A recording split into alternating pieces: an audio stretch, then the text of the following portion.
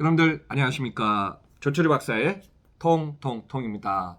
자, 최근에 배달앱 시장의 전쟁이 너무 치열합니다. 자, 우리가 코로나 3년 동안에 집 앞에 주문하면서 배달료가 큰 폭으로 올라갔고요. 이에 따라서 주문하는 고객 숫자가 계속 늘어나고 있습니다. 자, 배달앱 전쟁 가격은 이미 하락했고요. 시장 규모는 소폭 증가하지만은 정체 현상 나올 수도 있을 것 같습니다. 이미 배달앱에 사용하는 사용자 MAU를 보니까요. 2021년 말에 2,480만 명이 2022년 말 2,310만 명으로 줄기 시작하고 있습니다. 자, 배달앱의 가격도 천차만별입니다. 제가 이제 배달앱에 관련해서 기본적으로 빅3가 있죠.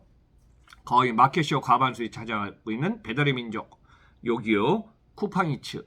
그 외에도 지금 다양한 배달 앱이 있습니다. 제가 한번 참고로 얘기했습니다.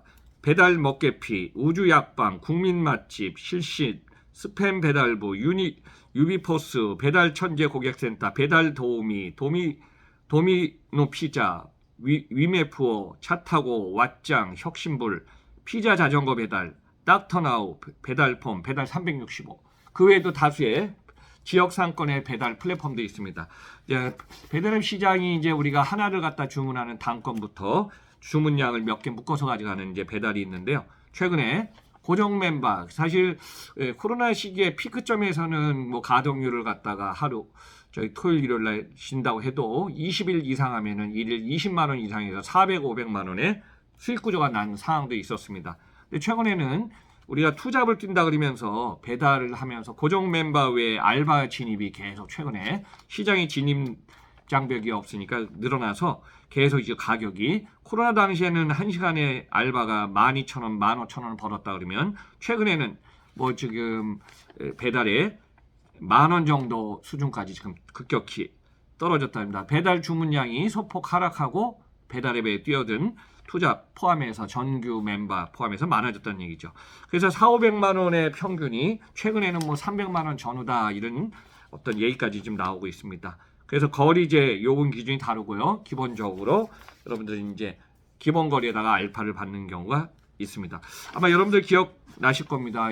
작년 2022년 10월에 월드컵 축구할 때 보면은 배달 시장이 1만 원대까지 가고 있습니다. 그래서 배달 호황기 앉아서 주문하다 보니까 뭐 배달 건수에 비해서 딜리버리가 폭증하다 보니까 가격이 올라갔겠죠. 그래서 이제 배달을 공동 구매한다. 그래서 여러 명이 같이 배달 공구라고 합니다. 하나 주문하면 단건 비싸니까 여러 명이 같이 주문해서 한 번에 그냥 주문하면 어때요? 그만큼 비용을 줄일 수가 있겠죠. 이러한 배달 전쟁은 최근에 뭐 8,000원, 10,000원까지도 지금 배달에 대한 시장이 지금 계속 나오고 있습니다. 그러면 이제 여기에는 여러 가지 상황의 변수가 있습니다. 이제 배달을 주문하면은 배달을 우리가 이제 뭐 마트면은 그래 비마트 같은 경우는 마트에서 나오는 거고 우리가 뭐 치킨이라든가 관련된 피자 같은 거라도 시켜 먹으면 어떻게 되죠? 그 피자를 만드는 또 치킨 가게에서 이제 배달이 시작되겠죠. 그러면 가게 주인도 배달료를 내야 되고 주문한 우리 소비자 사용자도 배달료를 내야 되겠죠. 또 물론 이제 앱에 대한 그 사용료도 이제 가게 상점가 주인은 또 내야 되겠죠.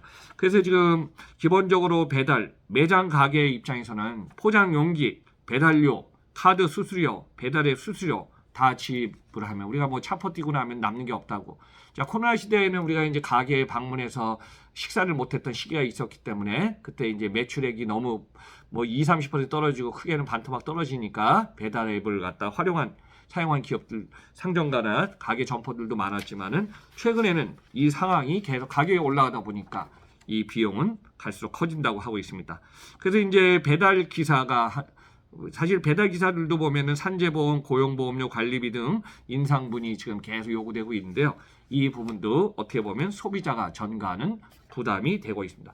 최근에 소비자원이 조사한 데이터, 2월 중에 조사한 데이터를 보니까요. 여러분들이 이제 아마 그 느끼실 거예요. 우리가 음식을 갖다 먹으러 갈 때 어떻게 하죠? 가게에 가서 먹는 경우. 물론 이제 좌석에 자리가 있어야겠죠. 두 번째는 사전에 주문을 해서 뭐 20-30분 후에 오세요 그러면 가서 우리가 픽업해 가는 경우 이 경우는 이제 뭐 프로모션 하다가 10% 싸게 해주는 경우도 있죠. 가게 주인이. 왜냐하면 이 배달료가 안 들어가니까요. 자, 세 번째는 전화를 주문해서 배달을 통해 갖고 집 앞에 갖다 갖고 편하게 먹는 방법. 이 세 가지가 있는데요. 이 부분에 대해서 최근에 이제 소비자들이 보면은 셀프 배달족이 지금 늘어나고 있다고 합니다. 그렇죠. 최근에 코로나 때는 그냥 편한 걸 좋아해서 그냥 했지만 최근에 어때요?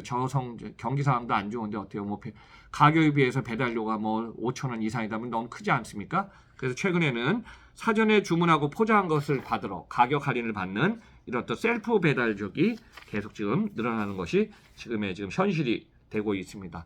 그래서 이제 우리가 배달에는 한계를 했다. 옛날에 이제 배민의 경우하고 쿠팡이츠가 이제 단건 배달이라고 하는데요. 과거에 이제 다수 배달보다는 단건 배달이 계속 지금 늘어나고 있었죠. 근데 최근에는 많이 바뀌었습니다. 배달의 민족 데이터를 보더라도 단건 배달 서비스인 배민완 10% 정도 중반입니다. 그리고 주문 중개하고 있는 배달 이게 80% 이상으로 지금 늘어나고 있습니다. 왜냐하면 이제 배달앱 시장의 이 상황에 따라서 이제 가격이 너무 올라가는 또 좀 큰 역할을 좀 하고 있죠.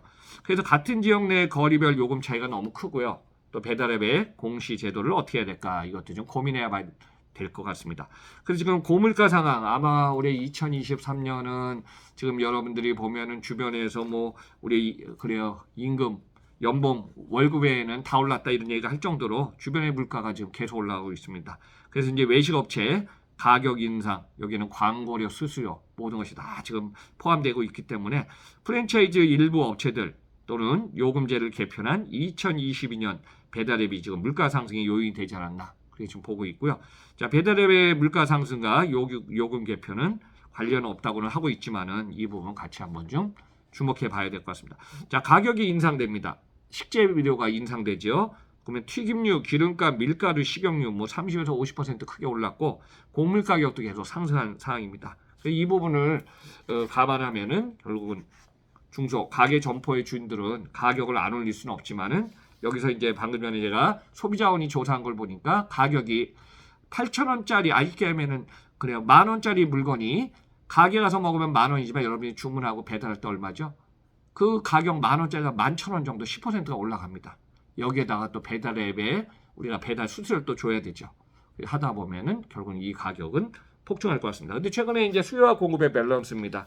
자, 이 상황에서 2022년 4분기부터 이미 소비 불황은 시작됐고 거리두기 완화로 엔데믹이 되면서 우리는 주문보다는 매장에 가서 자유롭게 먹는 시장이 되다 보니까 배달 주문하는 숫자는 줄고 또 배달 앱보다는 가게 점포에 가서 먹는 사람이 늘고 있습니다. 그래서 배달 기사도 기존에 정규 멤버, 기존 멤버 플러스 최근에는 투잡하는 신규 아르바이트들이 계속 늘어나다 보니까 어때요? 수요와 공급의 시장의 상황에 따라서 그만큼 가격은 배달 앱을 지금 드라이버, 딜리버리 하는 사람 입장에서 보면은 가격은 계속 떨어질 수밖에 없는 상황입니다. 자, 올해 물가가 상승하고 수수료, 광고료, 삼중고는 계속될 것 같습니다. 그래서 지금 중소가게 입장에서는 다양한 비용 논란이 있어서 제가 이제 아까 방금 전에 설명드렸듯이 첫째, 매장에서 구매하고 먹고 마시는 고객. 두 번째, 사전에 주문해서 할인을 받아서 픽업해가는 고객. 세 번째는 아직까지도 비싸지만은 배달앱 시장을 이용하는 고객. 이렇게 세 가지 분류로 지금 3부류가 지금 나눠질 것 같습니다. 그래서 중개 이용료가 6.8이니 점포 부담 배달비는 뭐 더 늘어난다 이런 얘기가 있지만은 앞으로 수요와 공급의 시장 밸런스가 너무 중요하고요. 시장 규모는 소폭 증가하지만 이전에 예측치는 그냥 큰 폭으로 증가했지만 주문한 사람이 늘지 않으면 어떻죠? 증가세가 지금 멈추기 시작하겠죠. 그래서 소비자가 주문하는 게 줄었고 그 다음에는 전 세계에서 빨리빨리 문화, 배달 문화 이 부분이 가치가 점점 어떻게 역점을 둬야 되나, 영향을 어디에 둬야 되나가 중요할 것 같아요. 한번 지난 시간을 생각해보면 여러분들 진짜 우리가 짜장면 같은 경우 배달하면 옛날에 배달료가 어디 있었습니까? 그 안에 중국집 짜장면 가게 주인은 계약한 사람한테 지금 월급을 주든가 아니면 단건 배달을 해서 이제 하면서 무료를 갖다 준 세상. 거의 한 5년, 10년 전 얘기네요. 근데 최근에 이제 배달앱 시장이 커지면서 이 시장이 유료화가 됐고 지금은 어떤 건수가 지금 폭증하면 가격이 더 올라가는 세상이 됐습니다. 자, 소비자가 선택한 비즈니스는 주목받지만 소비자가 서서히 사라지면 배달앱 시장도 조금 고민할 시장이 되지 않을까 이렇게 좀 보고 있습니다. 그래서 우리가 편리한 세상에 사는 것은 맞는 것 같습니다. 그래서 지금 다양한 비즈니스의 다양한 경쟁이 계속되지만은 지금 배달앱 시장 과다 경쟁으로 인해서 가격이 떨어지고 여기에 따라서 어떻게 변화할지 한번 좀 주목해 보시기 바랍니다. 자, 조철 박사 통통통. 이번 방송은 배달앱 시장의 과다 경쟁이 가격을 떨어뜨리고 여기에 따라서 가치도 재조정하는 시기가 왔다 하면서 방송을 마치겠습니다. 감사합니다.